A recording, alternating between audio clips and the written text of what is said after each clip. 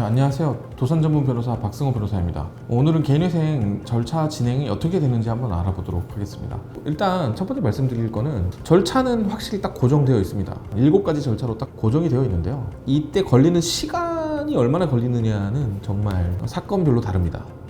왜냐하면 특히 이제 요새 보정이 정말 많이 나오는 편이라서 옛날에 비하면 실무적으로 요구하는 서류들도 옛날에 비해서 많이 늘어났었어요. 가령 예를 들어서 5, 6년 전에는 통장 내역은 주거래 통장 내역 정도만 내면 됐었는데 지금은 다 내라고 해요. 네 명의로 되어 있는 거 다 내놔라 하고, 그 다음에 옛날에는 계좌통합정보 서비스 조회를 내라는 분위기가 아니었는데 최근 한 2년 내에 이거는 반드시 내라는 분위기로 바뀌었죠. 반드시 내라고 하면서 이제 통장 다 보는 거죠. 그래서 뭐 소득을 은닉하거나 그러진 않나, 재산을 은닉한 게 있거나 하진 않나, 이런 것들을 좀 더 깐깐하게 보기 시작하다 보니까 기간적으로는 어떻게 될지 참 알 수가 없습니다. 여하튼 이렇게 요구하는 서류가 늘다 보니까 시간이 진행되는 거는 좀 더 길어지고 있다는 거는 좀 알고 계시면 좋을 것 같습니다. 그러면 한번 진행 순서를 살펴보면요. 우선 첫 번째는 신청 단계입니다. 개인회생 신청서를 내는 단계인 거죠. 그러면 이제 신청은 일단 여러분들이 변호사 사무실을 선정을 하신 다음에 신청하는 데 필요한 서류를 준비하시고 그 준비가 끝나면 이제 제출이 되는 거죠. 그러면 두 번째는 이제 뭐냐면 금지 명령, 그리고 경우에 따라서는 경매가 진행 중이신 분은 중지 명령을 신청하게 됩니다. 금지 명령과 중지 명령을 별도로 신청을 하게 되는데요. 이 경우에 이제 금지 명령이나 중지 명령 신청은 개인회생 신청을 할 때 같이 넣는다고 보시면 됩니다. 근데 왜 두 번째 단계로 나눴냐라고 궁금해 하시는 분들이 계시는데, 넣는다고 바로 나오는 게 아닙니다. 네, 곧바로 나오진 않고요. 법원에서 금지명령이나 중지명령에 대해서 요건을 확인해 본 다음에 허브에 대해서 결정을 내리는데 시간이 좀 걸립니다. 중지명령은 금지 나온 적이 거의 없는 것 같고 가끔씩 한번 나오는 것 같은데, 중지명령은 거의 없지만 금지명령은 조금 기각되는 경우들이 있습니다. 일주일 안으로 나오는 편이 대부분인데요. 그렇게 오래 걸리는 편은 아닙니다. 그리고 세 번째는 이제 회생위원이 선임이 되고 회생위원이 이제 사건 전반을 검토하면서 보정이 나오기 시작합니다.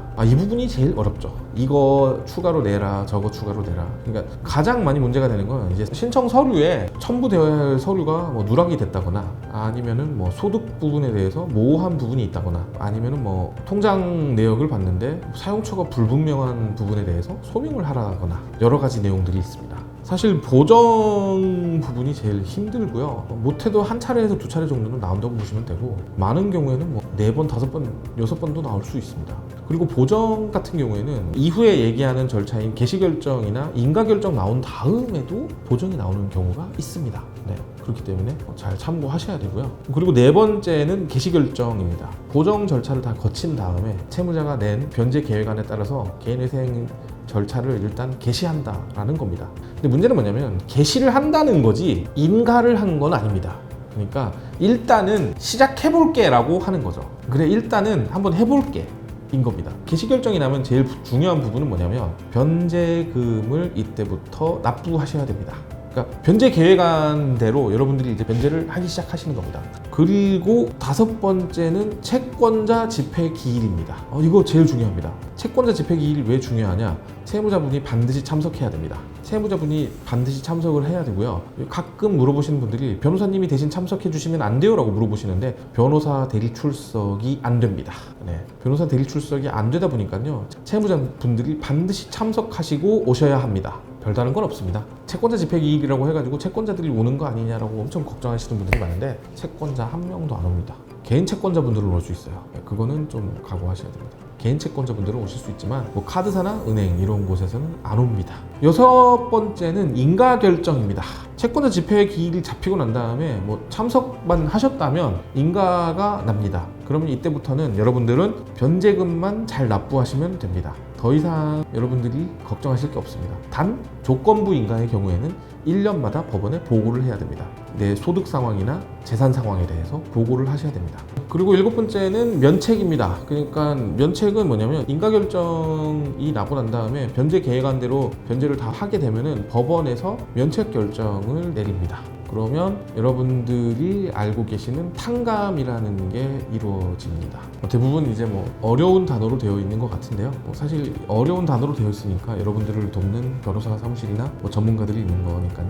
여러분들 뭐 이 부분 들어봤는데도 무슨 말인지 모르겠다고 하시면 망설이지 마시고 상담 신청을 하시면 됩니다. 더 궁금한 점이 있거나 알고 싶으신 부분이 있으면 영상 하단 링크를 통해서 상담 신청 남겨주시면 저희가 친절하고 자세하게 상담해드리도록 하겠습니다. 내용이 마음에 드셨다면 좋아요, 구독, 알림 설정 부탁드립니다.